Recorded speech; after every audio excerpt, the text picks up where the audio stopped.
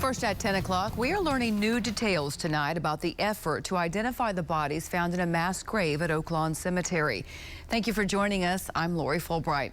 News on 6's Ashland Brothers was at tonight's Public Oversight Committee meeting and is live now with an update. Ashland?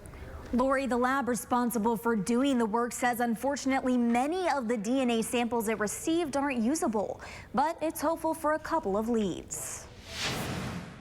The search for answers in the 1921 graves investigation continues. Tonight, we heard the first update on the DNA analysis for the remains found in a mass grave at Oak Lawn Cemetery last summer. Intermountain Forensics talked about the 28 samples it received, including one bone and one tooth per body. We're talking about very, very, very difficult, very degraded, and exposed samples. Lab Development Director Daniel Helwig says a major setback is they discovered no usable DNA from the bones. However, experts say 2 of the teeth provided enough DNA to move forward. We need the right people in these databases to match up to the correct families. The committee hopes to hire a private consulting firm to research the sites before going back to New Block Park and the Cames, which is a homeless encampment along the Arkansas River. As for Oak Lawn, archaeologists are working on a time to go look for more remains near where they found the last bodies. So we call it the original 18. We may have recovered one individual that's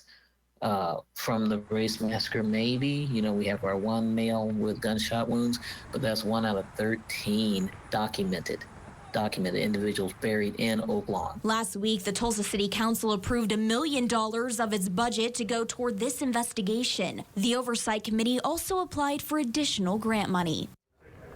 Now, the Public Oversight Committee will have another meeting in September and will provide any updates on a plan for when they might go back to Oak Lawn. Ashland Brothers, Oklahoma's own News on 6.